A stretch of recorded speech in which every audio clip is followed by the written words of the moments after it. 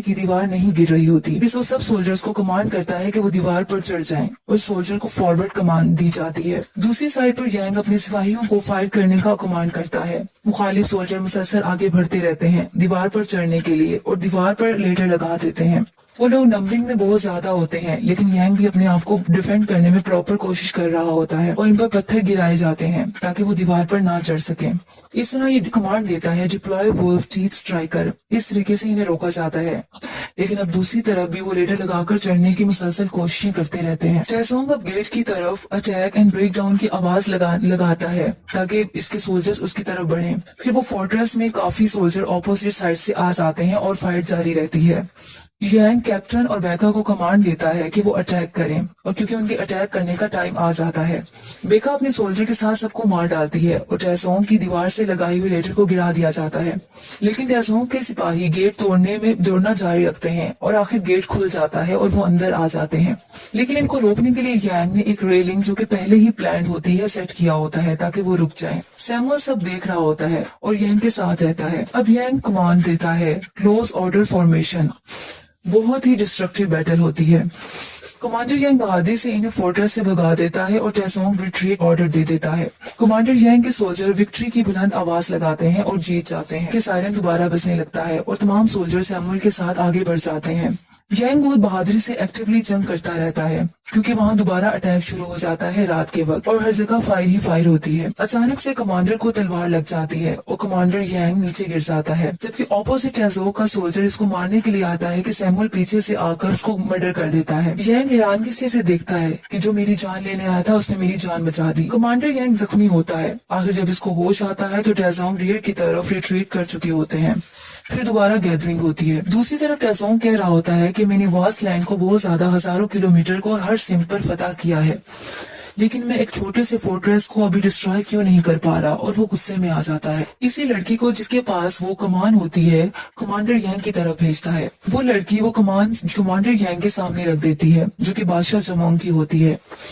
वो बताती है कि मुझे टैसोंग ने भेजा है। वो तुम्हें एक ऑप्शन दे रहा है कि अपने आखिरी अटैक से पहले वो डर्ट माउंट बना रहा है और एंसे से बुलंद बनाएगा और तुम पर अटैक करेगा, और वो कहता है कि फिर तुम इसके अटैक से बच नहीं सकोगे। इसके अलावा वो ये भी बताती है कि टैसोंग के आदमी बहुत बड़ा हमला करेंगे और अपने तीरों को बारिश की तरह भेजेंगे। अगर तुम हार मान जाते हो तुम्हें हर चीज ऑफर करेगा। एक दफा जजमेंट कंप्लीट हो जाए तो सब खत्म हो जाएगा। लेकिन यांग कहता है कि मैं एनसी का डिफेंड करना चाहता हूँ। टैसोंग को बताया जाता है कि प्रोग्रेस बहुत तेजी से है और 2 मंथ्स में प्रोजेक्ट को हम मुकम्मल कर लेंगे, सर्दियाँ आने से पहले पहले। देखने वालों की नजर में वो डर्टमन वो हकीकत में एक बहुत बड़ा माउंटेन बना रहे होते हैं। दूसरी तरफ कमांडर यांग समझता है कि हम गद्दार हैं, जैसे कि सैमुअल इसे बताता है। सैमुअल इसे इजाजत लेता है। वो कहता है कि अगर आप मुझे इजाजत दें तो मैं जनरल योन के पास चला जाऊँ। मैं आपको महसूस करता हूँ, लेकिन योन कभी अपना माइंड चेंज नहीं कर सकता। इसी तरह वो उससे ऑर्डर कहता है कि मुझे ऑर्डर दिया जाए। दूसरी तरफ कैप्टन जो कि यांग का होता है वो उसकी टैसोंग की तरफ हमला करने का कहता है उसकी कंस्ट्रक्शन के दौरान। आखिर उसको यांग से इजाजत मिल जाती है, लेकिन बेका सोल्जर कहती है कि टैंक्स HQ में जाना खुदकुशी करने जैसा है। अगर वो कैप्टन जीतेगा नहीं या वापस आ जाता है तो कोई मतलब फायदा नहीं होगा। यांग कहता है हमारे पास बस यही रास्ता है।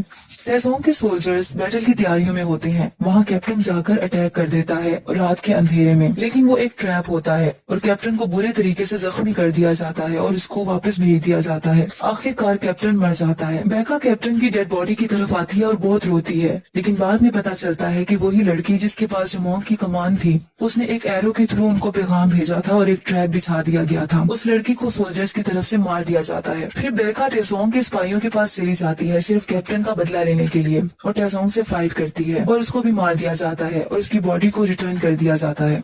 नेक्स्ट सीन में सैमुअल जनरल योन के पास चला जाता है। वो योन को कहता है कि कमांडर एनसी अपने आदमी अपनी जिंदगी के लिए लड़ रहे हैं और एनसी लोगों के लिए।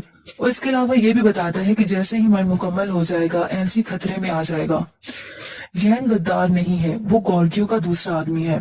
जनरल योन ये सुनकर कहता है कि क्या तुम्हें मैंने इसलिए भेजा था ताकि तुम मेरे ऑर्डर्स को फॉलो ना करो, और मैंने तुम्हें आंसी इसलिए नहीं भेजा था तो कि तुम ये इल्फाज बोलो। इसके बाद वो अपनी स्वॉर्ड इसकी गर्दन पर रख देता है।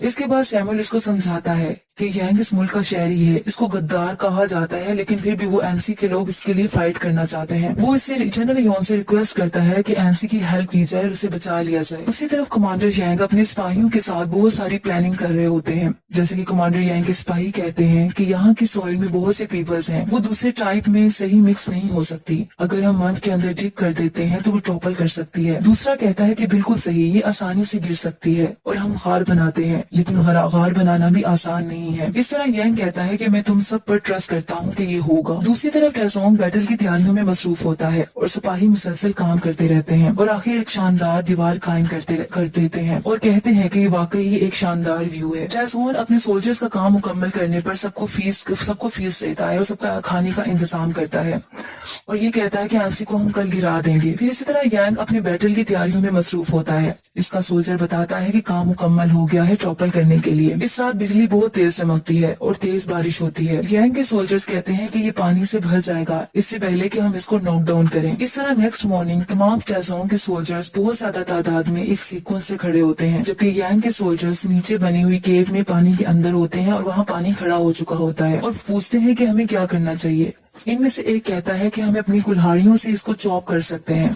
جیسی جگہ انہوں نے بنائی ہوتی ہے وہ پانی سے بھر جاتی ہے، وہاں جا کر وہ کالمز کو کاٹنے لگ جاتے ہیں اپنی کلہاڑیوں کے ذریعے۔ جنگ شروع ہونے لگتی ہے جبکہ یانگ کے سولجر اس کیو میں مسلسل کالمز کو توڑ رہے ہوتے ہیں۔ جیسے ہی ٹیزونگ کے سپاہی حملے کے لیے اس بنی ہوئی جگہ پر اسکلفلی آتے ہیں، وہ غار سے یانگ کے سولجر اس کی روٹس کو ختم کرنے لگ جاتے ہیں، جس سے وہ بنی ہوئی جگہ ہلنے لگتی ہے اور وہ بنا ہوا ڈرٹ منڈ گرنے لگ جاتا ہے۔ یانگ کے سولجرز اس غار میں اپنی جان کی قربانی دے دیتے ہیں صرف اینسی پیپل کو بچانے کے لیے، اور اس طرح ٹیزون کی آرمی ہوتی وہ منڈ سے نیچے گرنا شروع ہو جاتی ہے اور پلاننگ کامیاب ہو جاتی ہے۔ ٹیزون کی آرمی ڈسٹروائے ہو جاتی ہے اور بہت بڑی ڈسٹرکشن ہوتی ہے۔ اب یانگ آگے بڑھنے کی کمانڈ کرتا ہے اور اینسی سولجرز حملہ کر دیتے ہیں۔ یانگ خود بھی تلوار لے کر ان پر حملہ کرتا ہے اور آگے بڑھتا رہتا ہے۔ سب خوشی سے آوازیں بلند کرتے ہیں اور فائٹ مسلسل ہوتی رہتی ہے۔ ٹیزونگ کہتا ہے کہ مجھے یانگ کا سر پلیٹ پر رکھا چاہیے، میں نہیں رکوں گا جبکہ اینسی ہمارا نہ ہو جائے، اور نان سٹاپ اٹیک جاری رکھو۔ اٹیکس دونوں طرف سے برابر ہوتے رہتے ہیں اور اس سے ایروز ایک دوسرے پر گرائے جاتے ہیں۔ ایون کے وار ہوتے ہوتے رات ہو جاتی ہے، اٹیکس مسلسل جاری رہتے ہیں۔ یانگ اپنے سپاہیوں کا حوصلہ بلند کرتا رہتا ہے کہ وہ ہمت نہ ہاریں۔ نیکسٹ مارننگ بھی ایسا ہوتا رہتا ہے۔ اب یانگ کے ہاتھ بھی بہت زیادہ زخمی ہو جاتے ہیں کیونکہ مسلسل فائٹنگ ہو رہی ہوتی ہے۔ اب یانگ بادشاہ جمونگ کی کمان منگوا لیتا ہے اور اپنے سولجرز کو لانے کا کہتا ہے، لیکن دوسری طرف سولجر کہتا ہے کہ اس کو کوئی ویل نہیں کر سکتا، لیکن یانگ کہتا ہے کہ ہولی کنگ جمونگ نے اس کو یوز کیا تھا۔ اس پر یانگ اپنے لارڈ سے مدد مانگتا ہے اور دوبارہ تیر کو کمان سے نکالنے کی کوشش کرتا ہے اور کہتا ہے کہ ہم اس وار کو ختم کریں گے، اور سب کی قربانیوں کو ذہن میں لا کر تیر چھوڑنا شروع کر دیتا ہے۔ پھر ایک لمبی خاموشی ہو جاتی ہے کہ جمونگ کی کمان سے نکلا ہوا تیر ٹیزونگ کی ڈائریکٹلی آنکھ میں جا کر لگتا ہے۔ وہ ایک آنکھ سے بلائنڈ ہو جاتا ہے۔ پھر یانگ کی پوری آرمی پوری کریج کے ساتھ ان کی طرف بڑھتی ہے۔ ٹیزونگ اپنی ہار قبول کر لیتا ہے اور کہتا ہے I have lost۔ سیمول اپنی گورگیو کی آرمی کو لے کر بھی وہاں پہنچ جاتا ہے اور سب اب وکٹرز بن جاتے ہیں۔ بادشاہ ٹیزونگ سٹیوم ہو جاتا ہے اور اپنی جنگ میں دم توڑ جاتا ہے اور وہ دوسروں کو بتاتا ہے کہ گورگیو پر حملہ نہ کرنا۔ پھر اسی طرح لاسٹ سین میں یانگ اور سیمول آپس میں بات کر رہے ہوتے ہیں اینسی فورٹریس کے بارے میں۔ اس طرح تھوڑی سی ڈسکشن کے بعد سیمول وہاں گھوڑے پر سوار ہو کر چلا جاتا ہے۔